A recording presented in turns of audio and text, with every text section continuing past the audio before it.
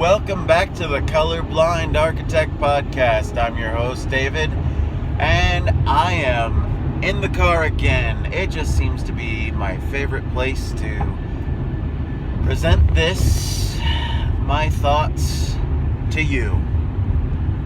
And so, what are we going to talk about today? We're going to first talk about Thanksgiving, because Thanksgiving's in a couple days.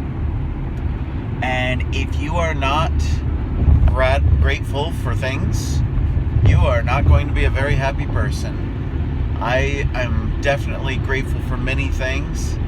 And I just want to start off by saying, hey, I'm grateful for my family. I'm grateful for the beautiful world that we live in. I'm grateful for the Constitution of the United States and the Declaration of Independence. I'm grateful for the prosperity that we have.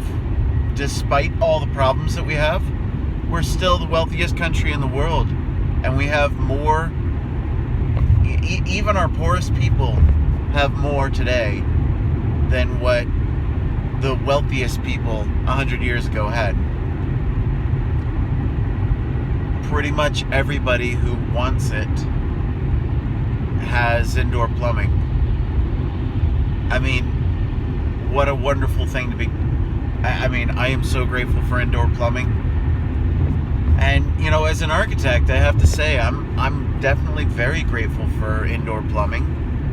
I'm grateful for the fact that kitchens are inside the home. You think about before the advent of the modern home, the servants, and in poorer homes, that would be the woman.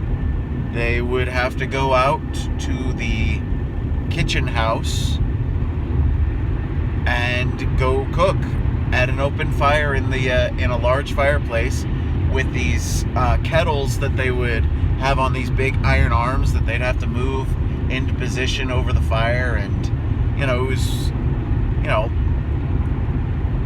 was doable.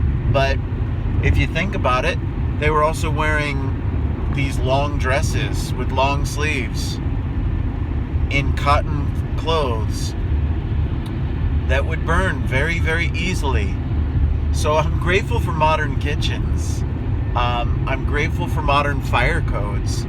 Oh my goodness, are modern fire codes fantastic compared to what we used to have. We used to have people dying on a regular basis from fires. I mean, you just look at the statistics. Go all the way back. It used to be tens of thousands of people dying a year from fires. And even just 30 years ago, I think the number was about 2,000 a year dying from fires. And so you think about that, and think about what it is today, where on average in a year, you will have maybe 10 to 20 people in the United States die from building fires a year, which that is a fantastic miracle and something to be really grateful for. I'm grateful for sunshine. Oh my goodness. I mean, if you could see what I'm seeing out this car as I'm driving, there's a gap in the clouds over there, and these beautiful rays of sunshine are just popping through like heavenly rays, and it's fantastic. I'm grateful for mountains. I am surrounded by mountains here in Utah. That's why I live here. I mean, you might notice I'm wearing a Virginia Tech hat because that's where I went to school. I grew up in Virginia, and then I decided to settle here in Utah because I love the mountains here so much. I love the skiing. I love the hiking. I try to get into mountain biking too, but man, that is an expensive sport for me. I just do not have the money for a decent bike. And as much as I would love to, Maybe one day I'll get a better bike, but it's also not something that is as important to me as hiking. So, you put your money where your priorities are. I mean, skiing's a very expensive sport, and I put my money there because I love it so much. But I'm grateful for that. I'm grateful for the fact that I get to do that. In fact, I'll be skiing tomorrow, just because I can. And I'm grateful for that. I'm so grateful for so many things. And hopefully you're grateful for things too. I mean, Thanksgiving is a wonderful time. I love Thanksgiving. It's one of my favorite holidays. And it's not the turkey. I don't really like turkey all that much. I do love yams. Yams are great. I do love pumpkin pie.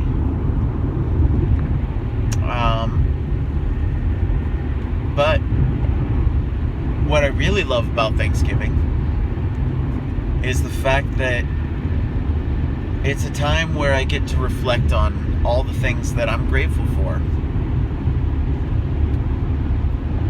And there's something very beautiful, very cathartic about expressing what you're grateful for.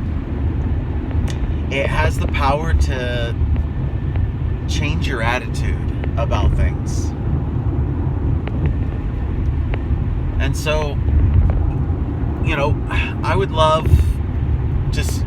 I'd love to see more and more people expressing their gratitude for things.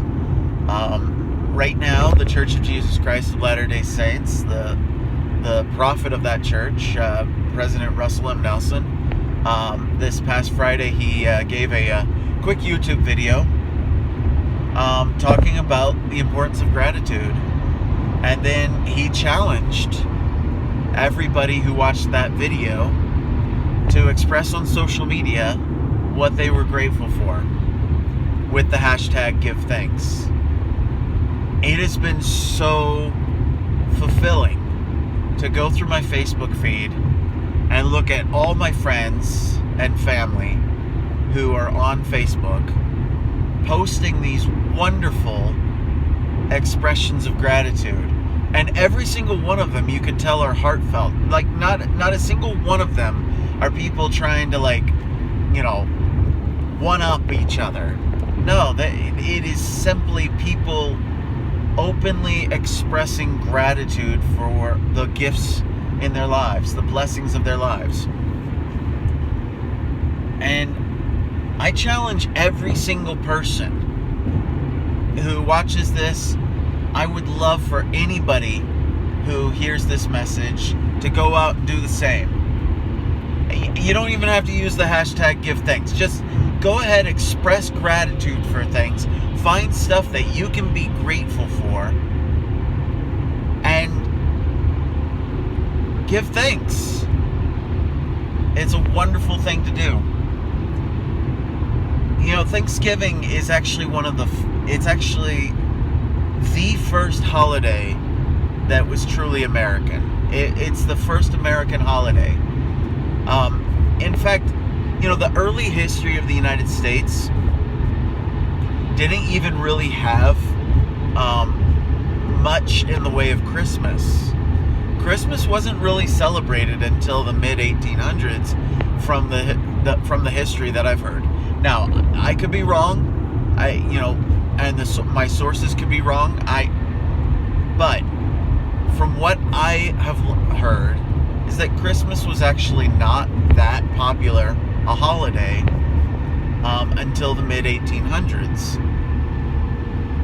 Before that, the much bigger holidays were Thanksgiving and Easter. Now, of course, Easter makes sense. Now, of course, nowadays, Easter is almost forgotten in modern American culture, which is horribly sad if you think about it. I mean, after all, Easter's only the holiday where we celebrate the resurrection of our Lord, Jesus Christ. I mean, I could think that maybe, I'm thinking that maybe we should elevate that holiday a little bit more. You know, I mean, not necessarily like with prescribed celebrations or anything. I'm just saying that we should actually take time to think about it. Do we actually take time to think about those things? And, you know, I'm just as guilty. You know, I mean, I don't put out any decorations for Easter. Not that that means anything. Just like Christmas decorations don't mean a hill of beans. I mean, just about everybody puts out Christmas decorations and they're meaningless. They're absolutely meaningless. I mean, especially the placing of a dead tree in your living room. And don't get me wrong, I mean, I love Christmas trees. But it is an absolutely meaningless decoration. I mean, you're going out and killing a tree so that you can stick it in your living room and then hang a bunch of stuff on it. And yeah, sure, it looks pretty, but it doesn't actually mean anything.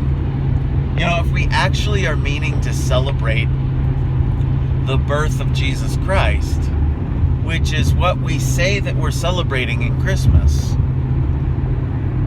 then it doesn't really require much. It doesn't really require any decorations. It can actually just simply be in, you know, the acts, the things that we do, the thoughts that we have, you know, the acts of kindness to others, the gift giving, which is, yes, that is part of it, but not because of materiality, but because we're reenacting the gifts of the Magi's, you know, the three wise men. We're reenacting them giving their gifts of gold, frankincense, and myrrh to the baby Jesus. So, you know, there's certain aspects of Christmas that, yes, they have meaning. But the decorations, honestly, other than the nativity scene, if you have a nativity scene, which, you know, that's all fine and good. But again, it's meaningless.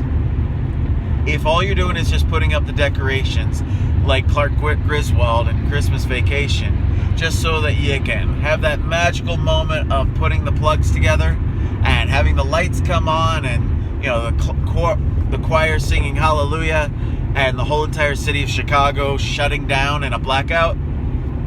If that's all Christmas is to you, is having Christmas lights and a Christmas tree and eggnog and, you know, songs by Frank Sinatra and Bing Crosby, you know,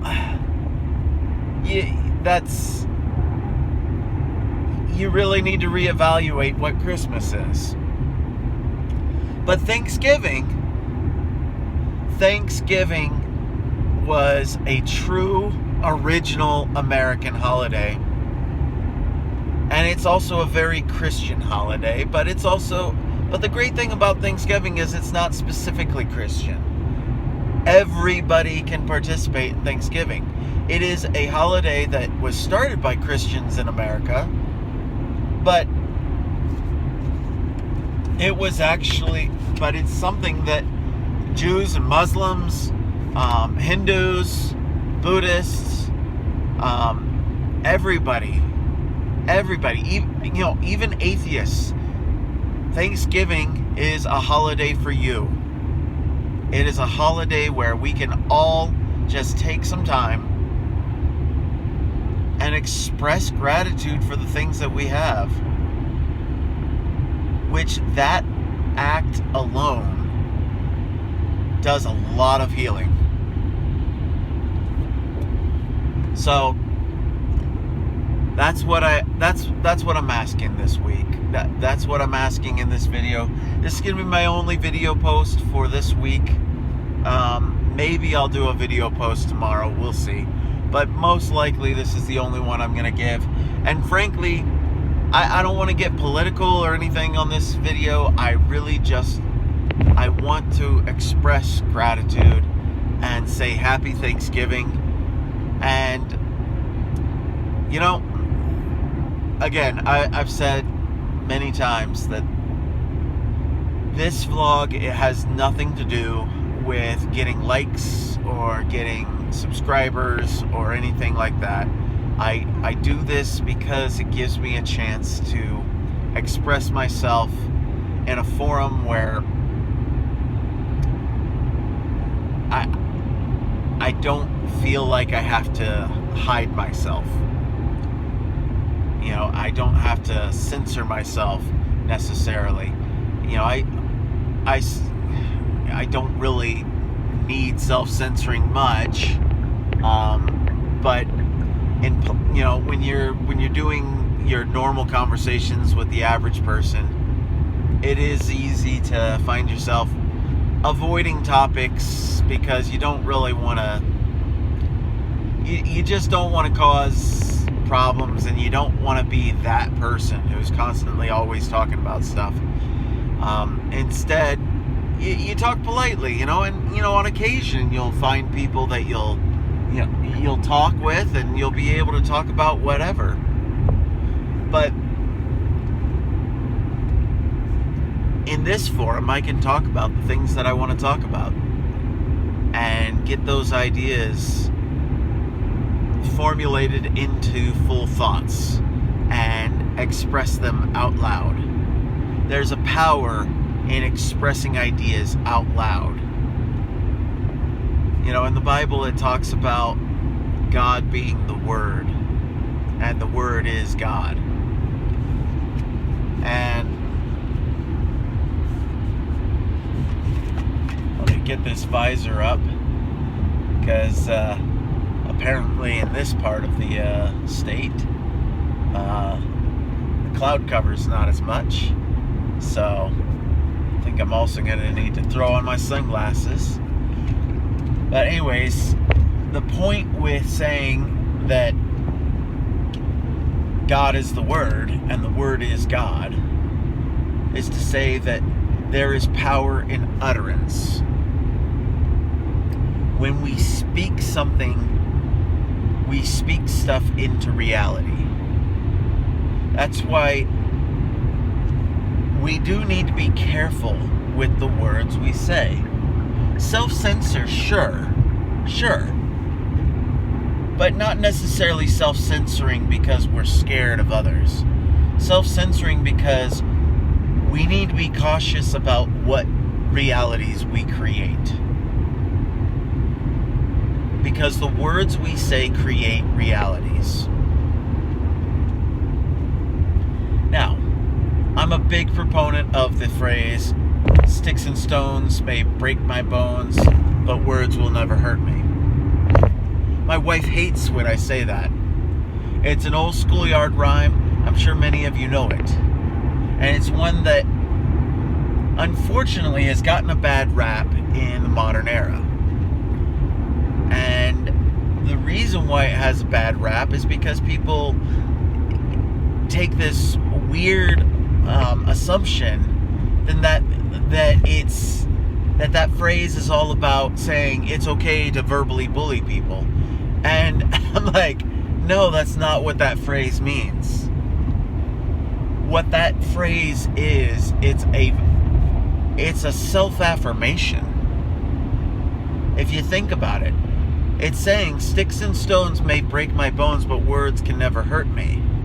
And in other words, it's something where I'm saying that to myself. I'm saying it to myself to say, yeah, okay, you can call me names, but I don't have to let that hurt me. And so words have power, but you also have the power to not let those words have power in you. See, that's the thing. Now, going outward from yourself, when you speak things into reality, what I mean by that is your words do have consequence. And that's why you do need to choose your words carefully. You do need to choose your words wisely. That's one of the reasons why I'm not a big fan of cursing. I try to avoid it. Sometimes I slip, but cursing is one of those things that the reason why it's not helpful is because, is that really the reality that we want to live in? A reality where words are just a bunch of meaningless, angry sounds? Because that's essentially what that's essentially what cursing is. I mean, if you say, for example, if you say the F word, does that actually mean anything when somebody's just lacing their speech with the F word every other word? No, it's an absolute meaningless word. In fact, it becomes a verbal tick, almost like saying which I'm sure, if you watch my videos, I'm sure you will find I say a lot. And I don't want to, but you know, when you're processing your speech, when you're processing your thoughts and putting them out there without having any, preparation. I mean, I'm doing these videos basically off the top of my head, and you're probably thinking, yeah, we can tell, Dave, these kind of suck. Yeah, well, point well taken, right? There I am again. So that's probably a good cue to wrap this up. Again, I went a bit longer than I had planned. I do really want to encourage you to take the opportunity to give thanks. And with that, happy Thanksgiving. I'm the Colorblind Architect. Peace out.